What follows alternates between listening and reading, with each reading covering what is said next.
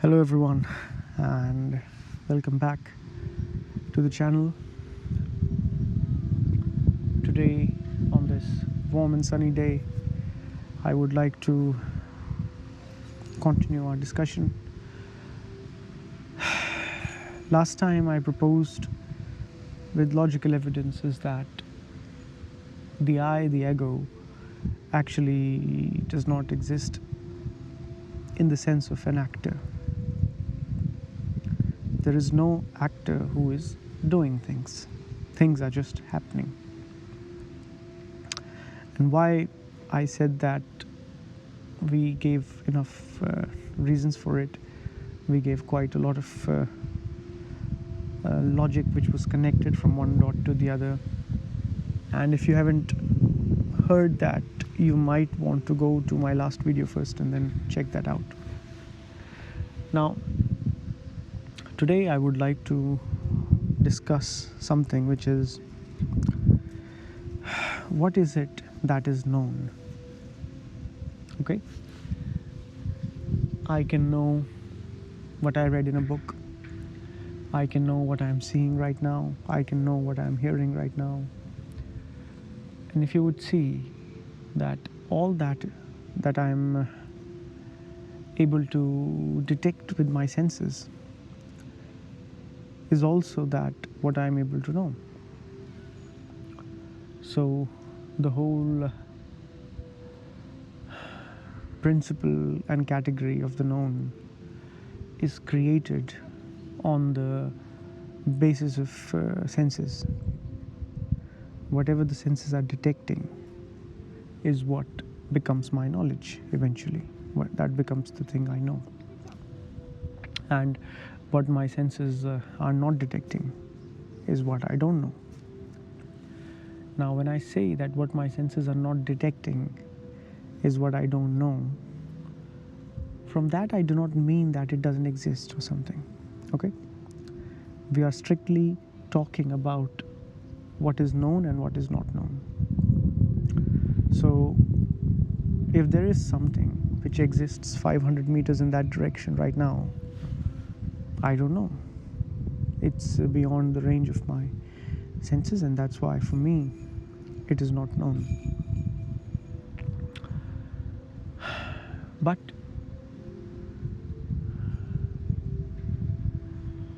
all that is in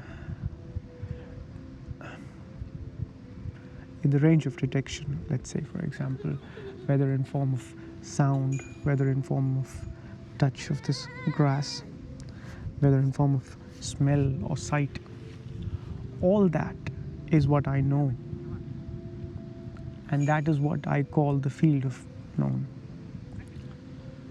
And that field also includes my psychological world as well.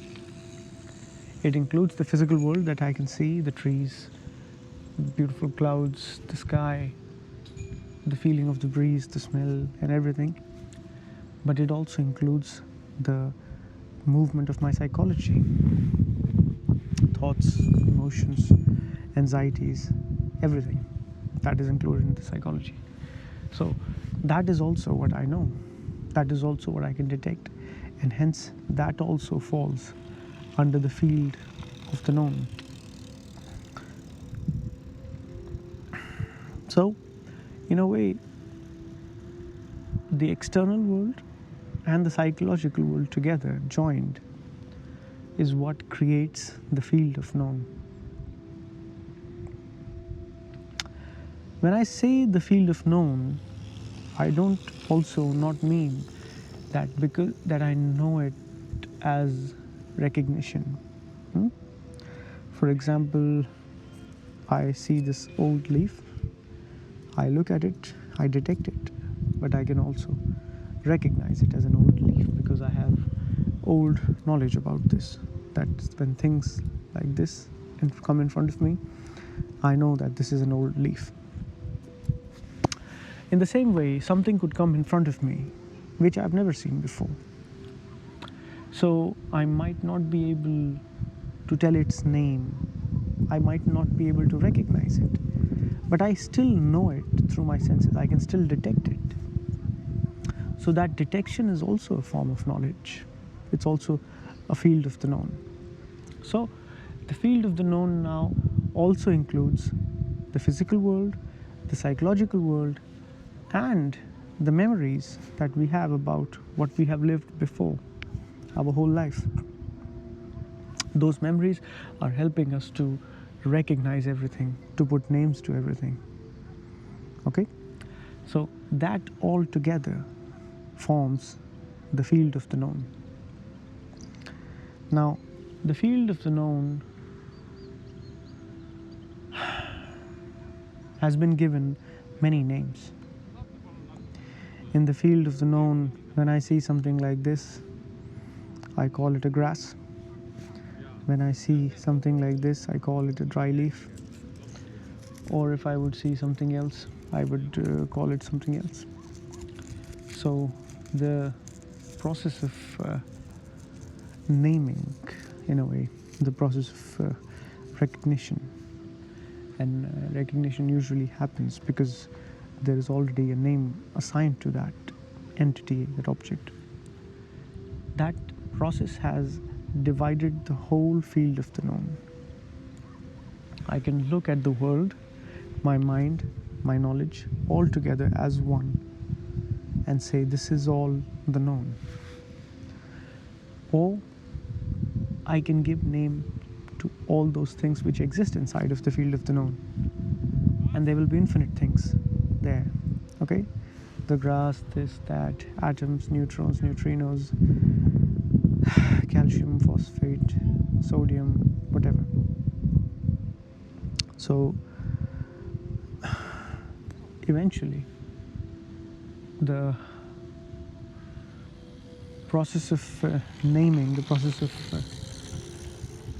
recognition, so as to say, is bringing out a sort of fragmentation in the field of the known. So the field of the known is one field which can be known as one field, and then when I apply the layer of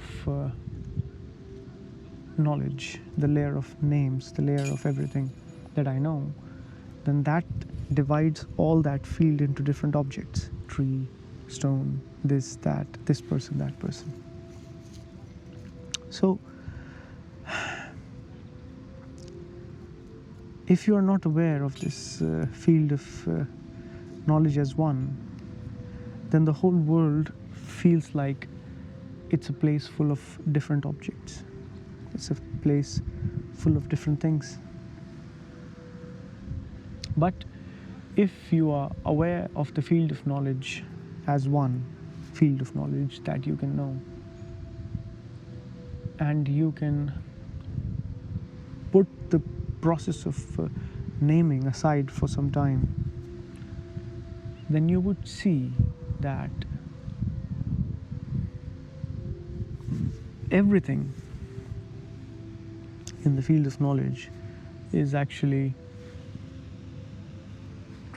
as one. It's all connected to each other. The wind is affecting me. It changes my mood. That mood affects this grass, how I'm holding. Then that grass affects maybe some insect. That insect affects something else. So, in the field of the known, in the field of knowledge, or let's use the word known at the moment, in the field of the known, that anything that can be known, this physical universe, the mental universe, everything is actually connected, which is why the principle of causation is at work. One thing becomes the cause of the action of the other, and then that becomes the cause for the other action, and the cycle moves on. So the field of the known appears to be divided, appears to be disintegrated, and the reason it appears to be disintegrated is because of the application of the process of naming. Okay? And that disintegration leads to a wrong understanding of the field of the known, a wrong understanding of the world around us, for example. At the moment I'm using a different word for it, the field of the known. I hope you have understood by now that the whole world I'm calling with a newer name, the field of the known, because the same world is what you know. So the whole field of the known is not divided. That's all what I'm trying to say here. And this, everything that is known by you is dependent on your senses. Your senses are creating the world for you, whatever your sense can detect. And the senses themselves always detect change. Okay? All our senses have a reference point, a base point, just like any other instrument, and our senses are instruments. And in respect to that reference point, that base point, they make calculations. They do calculations. And the calculations are done for different values of change that they observe. My eyes observe different change of electromagnetic radiation of light. Okay? When light interacts with the grass, it behaves differently. When it interacts with the building, with the sky, with different things, it behaves differently. And a different kind of change is created. And that change is detected by my eyes. And then that detection creates the image of the world around me. What is the world around me? The same is for every other sense. So the senses are detecting change, which means that everything around you is always moving, is always in the process of change. Or another way of saying is always in the field of time. And this gives us another insight that anything that is detectable by us, anything that is detectable by our senses, is always and always and always in the field of time. It's always in time. That's why it's detectable. A thing that would be outside of time would never be detectable. Okay? So all the claims by the people of detecting God or detecting something outside the field of time, so something outside the field of the known. Okay? Now you see, time and known got connected. That our eyes can only detect change. And what our eyes detect is the field of the known. What our eyes detect, what our senses detect, not just the eyes, okay? What our senses detect is the field of the known. What our senses detect create our world. And what our senses detect is also in time. So the whole world that you see around you, including your mind, is in time, or it's in change. And because it's in change, because it's in time, that's why it is detectable, because that's what our senses can do. If you followed me till here, till now, then naturally, then the question arises that is there something which is not known, which is not knowable? Okay? The field of the known is everything that can be known and that is known. So all the future possibilities of knowledge plus what we already know, that is all the field of known. But now we are saying, is there something which exists but cannot be known? We cannot know it, but it's still there. Or another way of asking the same question is there something which is not in the field of time? Okay? That which is not in time, that which is not in change. Is there something like that? This question would naturally arise when you would see that every day that you're living is in the field of the known, is in the field of time. And when every day is lived in that, naturally the question of is there something more arises. The known has a lot of properties. That which is detectable, that is known, which is in time, will always come with a sense of fear. It will always come with a sense of anxiety. Okay? Do you see that everything that you have in your life does have a sense of fear? Your family, we are afraid about the health of our family. The money, we are afraid to lose the money. The fame, the progress, the love, everything that we have in our life, it has a sense of fear attached to it, because there are many ways that the things that we have in our life can be destroyed. I'm not using the word destroyed here in any kind of negative sense, but just everything that we have in our world can be taken away naturally, or out of jealousy by someone, or it could be any reason. So the world of the known, the world of time, has its own huge limitations, has a lot of problems, and is never free. Okay? And when you are completely with this insight, when you're completely with this fact that you are living in the world of known, you are completely living in the world of known, there is nothing new under the sun for you, because you are completely living in the field of the known.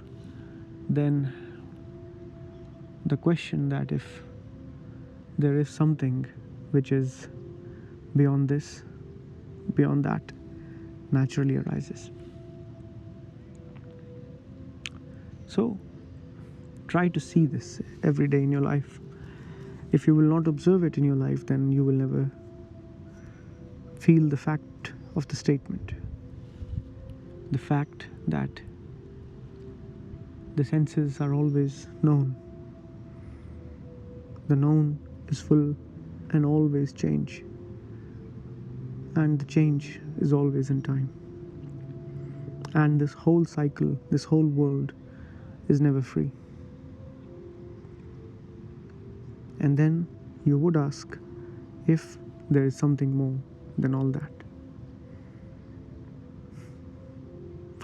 I wish you again a nice weekend, and we meet again.